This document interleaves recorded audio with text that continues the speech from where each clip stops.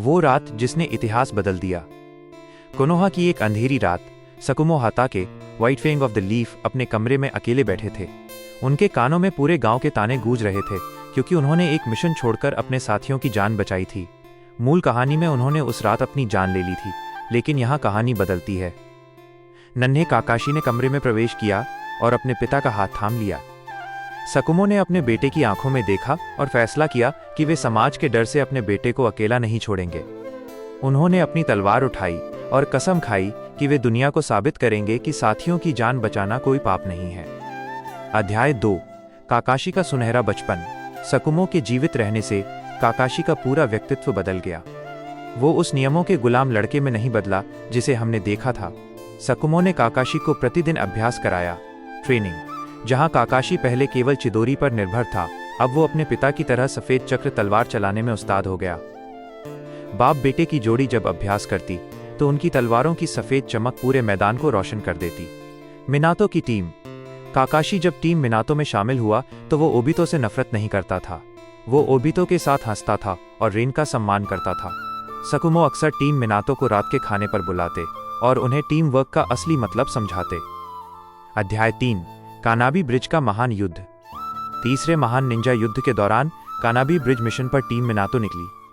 मूल कहानी में काकाशी की जिद से ओबितो को चोट लगी थी, लेकिन यहाँ सकुमो की सीख का असर दिखा। युद्ध का दृश्य। जैसे ही रिन का अपहरण हुआ, काकाशी ने एक पल की भी देरी नहीं की। उसने ओबितो का हाथ पकड़ा और कहा, चलो रिन को बचाते हैं। ओबितो की रक्षा। जब गुफा ढहने लगी तो काकाशी ने अपनी सफेद चक्र तलवार की बिजली जैसी गति का उपयोग किया और मलबे को ओबितो पर गिरने से पहले ही काट दिया। ओबितो सुरक्षित था। नतीजा, ओबितो जिंदा रहा।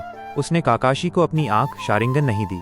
काकाशी ने अपनी दोनों आंखों और हाताके खानदान की तलवारबाजी से दुश्मनों को धूल चटा दी।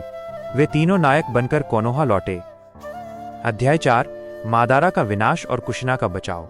चूंकि ओबितो कभी बुरा नहीं बना, इसलिए वो मादारा उचिहा का मोहरा नहीं बना। जब कुशिना, नारुतो की मां के प्रसव का समय आया तो कोई नकाबपोश हमलावर नहीं आया। मिनातो की सुरक्षा। मिनातो, चौथा होकागे, और सकुमो मिलकर गांव की सुरक्षा कर रहे थे। 9 पूंछ वाला लोमड़ी कुरामा कभी आजाद नहीं हुआ। नारुतो का जन्म। नारुतो एक अनाथ बच्चा नहीं बना। वह अपने पिता मिनातो और मां कुशिना के साथ एक खुशहाल घर में बढ़ा हुआ। उसे कभी समाज की नफरत नहीं मिली, बल्कि वो होकागे का बेटा बनकर सबका चहेता बना। अध्याय 5, उचिहा कबीले का स्वर्ण युग। सकुमो और ओबितो की वजह से उचिहा कबीले और गांव के बीच कभी दरार नहीं आई। ओबितो एक ताकतवर पुलिस अधिकारी बना और इताची को कभी भी अपने कबीले का कत्ल नहीं करना पड़ा। सासुके का बचपन इताची की छत्रछाया में बीता। सासुके कभी भगोड़ा नहीं बना, बल्कि वो और नारुतो पक्के दोस्त बनकर एक साथ ट्रेनिंग करते थे। अध्याय 6, पेन का हमला और सकुमो की वीरता। सालों बाद जब पेन नागाटो ने कोनोहा पर हमला किया तो मंजर कुछ और ही था। गांव के गेट पर पेन का सामना नारुतो से नहीं, बल्कि सकुमो हाताके और काकाशी हाताके से हुआ। पिता और पुत्र की जुगलबंदी ने पेन के 6 पाथ्स को हिलाकर रख दिया। काकाशी ने अपनी पर्पल लाइटनिंग का उपयोग किया और सकुमो ने अपनी व्हाइट फेंग तलवार से पेन के छक्कों को काट दिया। मिनातो ने पीछे से अपनी फ्लाइंग राइजन तकनीक से हमला किया। पेन को एहसास हुआ कि कोनोहा के इन दिग्गजों को हराना नामुमकिन है। अध्याय 7, बोरुतो युग तक की विरासत। आज कोनोहा एक ऐसा गांव है जहां शांति ही शांति है। सकुमो हाताके अब एक बुजुर्ग सलाहकार हैं जो अक्सर अपनी तलवार को साफ करते हुए पुराने किस्से सुनाते हैं। काकाशी का परिवार। काकाशी अब एक पिता है। उसका अपना एक बेटा है जो अपने दादा सकुमो से तलवारबाजी सीखता है। नारुतो और सासुके। नारुतो 7वां होकागे बनने की तैयारी कर रहा है और सासुके गांव का सबसे बड़ा रक्षक है। उनके बीच कोई कड़वाहट नहीं है।